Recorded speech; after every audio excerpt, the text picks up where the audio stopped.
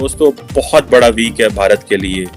ये इतना बड़ा वीक है इंडिया की फॉरेन पॉलिसी के लिए कि पूरी दुनिया जो है वो इंडिया आ रही है।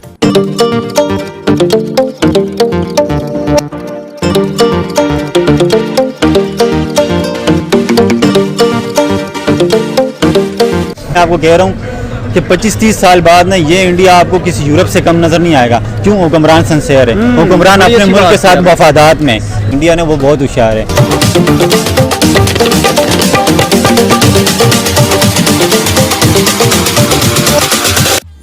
मेरी इतलात के मुताबिक तो लाखों कैमरे इस वक्त दिल्ली के इर्द गिर्द लगे हुए हैं। क्विक रिस्पांस टीम्स हैं, स्पेशल यूनिफॉर्म दिए गए हैं, स्पेशल रोड्स इस्टेब्लिश किए गए हैं, डेडिकेटेड रोड्स हैं, पर्सनल सिक्योरिटी, बड़े पैमाने के चीज़ें जो हैं वो चीज़ें की जा रही हैं। ये एक बड़ा एक्स्ट्राऑर्डिनरी इवेंट जो है वो इंडिया के अंदर हो रहा है। दोस्तों, 9 और 10 सितंबर को दिल्ली के प्रगति मैदान में है G20 की मीटिंग, और इस G20 की मीटिंग में हिस्सा लेने के लिए दुनिया के सभी देशों के प्रेसिडेंट आ रहे हैं। तो और भारत ने भी G20 की मीटिंग की तैयारियां पूरी कर ली और 3 दिन तक दिल्ली में अवकाश रहेगा और दिल्ली पूरा बैन रहेगा। तो आप लोग देखो इस पर पाकिस्तान के लोग और पाकिस्तान की मीडिया क्या कहती है।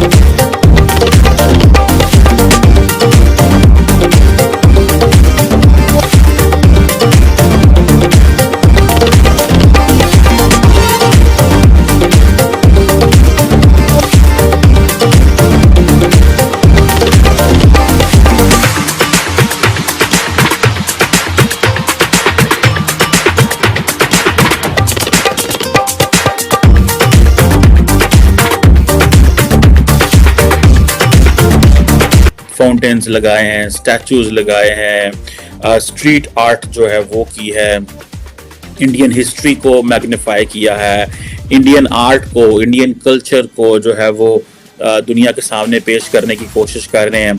नॉर्मली अगर ये काम शायद सऊदी अरब में हो रहा होता या अमेरिका में हो रहा होता तो उसको परवाह ना करते, because they have passed through this process. लेकिन इंडिया क्योंकि इससे प्रोसेस से गुजर रहा है तो इंडिया अपना आप को शो ऑफ करना चाहता है। That is what every developing country does. This is I think normal. अगर पाकिस्तान ये कर रहा होता तो पाकिस्तान भी कुछ इस तरह की चीज़ें ही कर रहा होता, लेकिन क्योंकि ये चीज़ें डेवलप वर्ल्ड में नहीं हो रही, डेवलप वर्ल्ड की हर चीज़ मानी जा चुकी होती है। जो डेवलपिंग वर्ल्ड जब इस फेज़ में आती है तो वो चाहती है कि दुनिया को दिखाएं कि हम क्या हैं। अब 85% ग्लोबल GDP, 75% दुनिया की ग्लोबल ट्रेड है, दुनिया की 2/3 पॉपुलेशन G20 में है। सो ऑब्वियसली इसकी इम्पोर्टेंस तो बहुत ज़्यादा है। ये जो अपना एजेंडा बनाते हैं ये तकरीबन 1 साल के लिए बनाते हैं। अब इंडिया को जारी बात है G20 की प्रेसिडेंसी जो है वो पिछले साल दिसंबर में उधर जकार्ता में आई थिंक मिली थी, और फिर उसके बाद G20 जो प्रेसिडेंसी है अब ये मेरा ख्याल है जब इंडिया के पास आई है मेरा ख्याल आगे थी ये ब्राज़ील को देने जा रहे हैं। Will have to check that. So ये इंडिया ये समझता है कि ये उसके पास अच्छा मौका है कि वो दुनिया को बता सके कि वो क्या करने जा रहा है, ठीक है जी, उसकी क्या पोजीशन है। सो इंडिया ने अच्छे बड़े पैसे लगा के बड़ा कुछ तैयार किया है, और जिसे वो कहते हैं ना 40 मुल्कों के डेलीगेट्स आ रहे हैं, 20 मेंबर स्टेट्स हैं, G20 जो है वो जिसे वो कहते हैं ना, ये एक पूरी दुनिया को का मीडिया इस वक्त इंडिया को कवर कर रहा है, एंटायर वर्ल्ड। ये इसमें कोई दकी छुपी बात नहीं है, स्वाय पाकिस्तानी मीडिया, ये भी मैं तो अंदाज दें, पाकिस्तानी मीडिया नहीं कवर करेगा। और पर्टिकुलरली जैसे एयरपोर्ट से लेके ही जो रोड है उसको उसकी वो जो स्ट्रेच है उसको आई थिंक खोला गया है, बड़ा किया गया है। और क्योंकि G20 में सिर्फ G20 डेलीगेट्स नहीं, एक एक शख्स नहीं आ रहा, उनके पीछे कितने कितने एक अगर प्रेसिडेंट आ रहा है तो हो सकता है 200 बंदा 100 बंदा उसके साथ आ रहा है, उसके लिए होटल बुक करना और ये सारा कुछ बुक करना बड़ा मुश्किल काम होता है। फिर उनकी फैमिलीज हो सकती हैं, फिर मीडिया, इंटरनेशनल ऑर्गेनाइजेशंस, ठीक है जी। ये एक और फिर देन आपको पता है कि इंडिया जो है वो पाकिस्तान और चाइनीज सेक्टर्स के ऊपर वो भी कर रहा है, एक्सरसाइज भी कर रहा है, एयर एक्सरसाइज भी कर रहा है। डोंट टेक इट इजी, ये कोई इतना आसान काम नहीं है एक्सरसाइजेस करना। इसके पीछे ऑब्वियसली बड़ा they have put a thought into it कि हमें क्यों पाकिस्तान और चाइनीज जो सेक्टर्स हैं, अरुणाचल प्रदेश है पाकिस्तान में, पंजाब है या बाकी जो सेक्टर्स हैं इंडिया के साथ लगते हैं, वहाँ पे ये हमें करने की ज़रूरत है। इट टेल्स कि इंडिया जो है वो, ठीक है जी, ये चीज़ें समझता है कि खतरा है, उनको महसूस कर रहे हैं, ठीक है जी। और आप उसको देखें, ये जो पर्टिकुलरली जो समिट वेन्यू जिसको आई थिंक भारत मंडपम क्या नाम है उसका, इस तरह का नाम दिया गया है। Actually I don't have a good Hindi में भी चीज़ें थोड़ी समझ जाऊँ आहिस्ता आहिस्ता। तो ये उसको सजाया गया है। फिर जो ट्रैफिक के हवाले से बहुत सारी चीज़ें की हैं, बड़ा इवेंट है।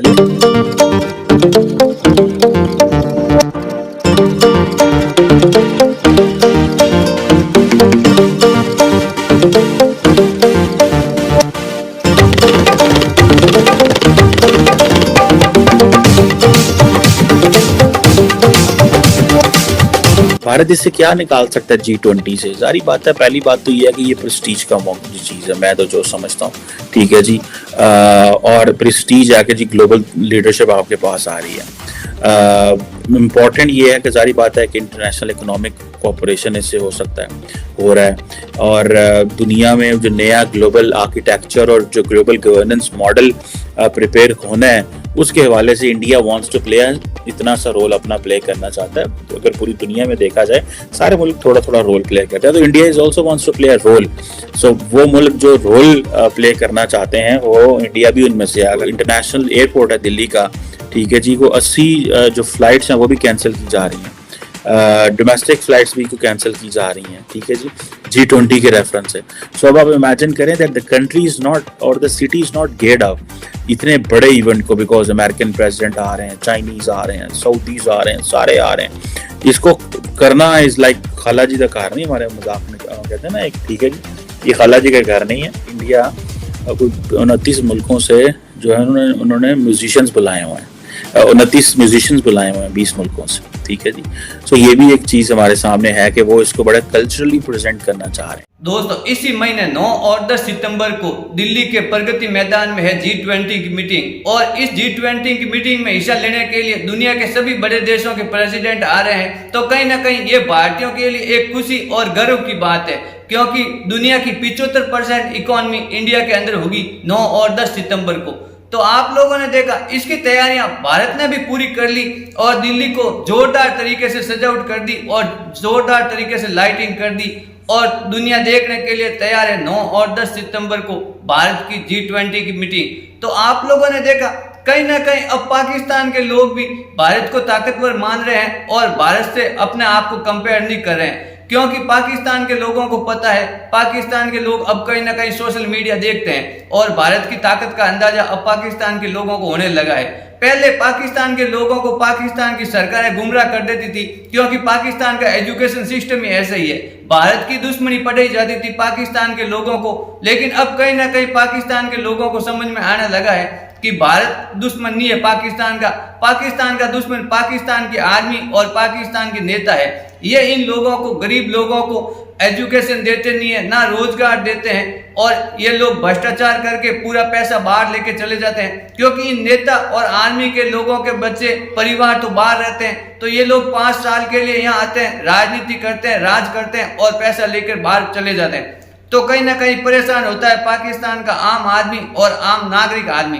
तो आप लोगों ने देखा, इंटरेस्टिंग वीडियो था, आप लोगों को खूब मजा आया होगा। अगर वीडियो अच्छा लगा हो तो मेरे चैनल को लाइक करना, शेयर करना और सब्सक्राइब करना। मैं मिलता हूं ऐसी एक इंटरेस्टिंग वीडियो में।